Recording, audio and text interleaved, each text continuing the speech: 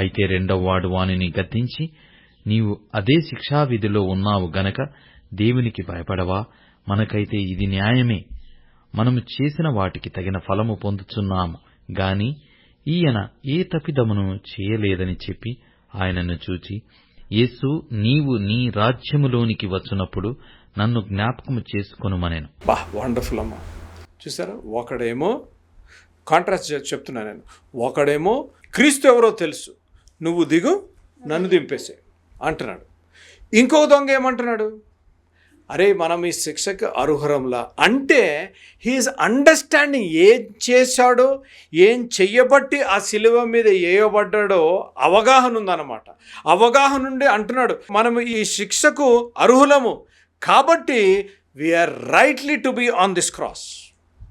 అనేక సార్లు దీనికి నేను పేరు పెడతాను, రెస్పాన్సిబిలిటీ. బాధ్యత వహించాలి.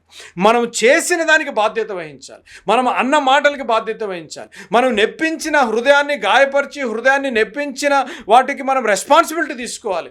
ఈడి వలె భూలోకంలో సంబంధం మనం చదివిన ఒక దొంగ వలె మొత్తం దృష్టి అంతా భూలోకంలో ఉండకూడదు. You have to own the responsibility.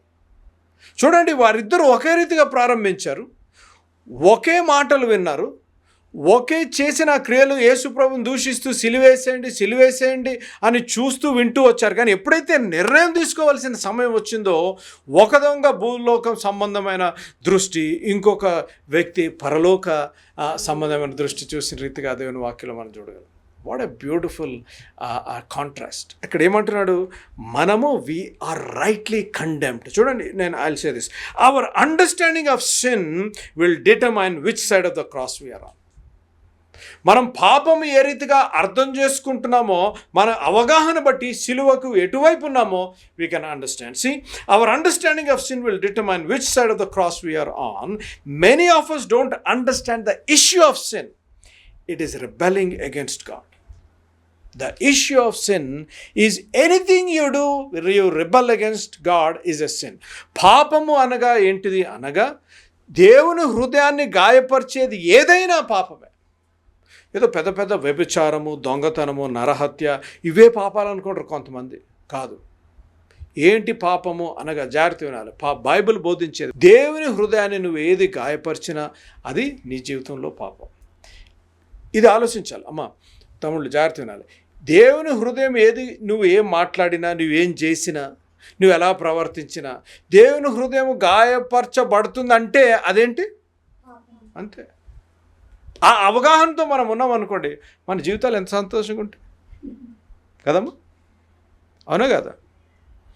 నేను ఈ మాట అంటే దేవుని హృదయం గాయపడుతుందేమో, నేను ఈ పని చేస్తే దేవుని హృదయం గాయపడుతుందేమో, నేను ఇలా ప్రవర్తిస్తే దేవుని హృదయం గాయపడుతుందేమో అని అంటే అసలు జీవితాలు, కుటుంబాలు, వివాహాలు ఎంత బాగుంటాయి. కానీ మనం ఆలోచించాం. ఎందుకు గర్వం, ఎందుకు ఈర్ష్య, ఎందుకు ద్వేషము, కోపము. ఇంట్లోనే ఉంటారు, ఇంట్లోనే మాట్లాడుకుంటారు, ఒకే కంచంలో. ఇప్పుడు ఈ మంది అని వచ్చింది చూడండి, ఒకే కంచంలో తింటారు కానీ ఒకడంటే ఒకడు పడదు. ఎంత విచారకరమైన సార్.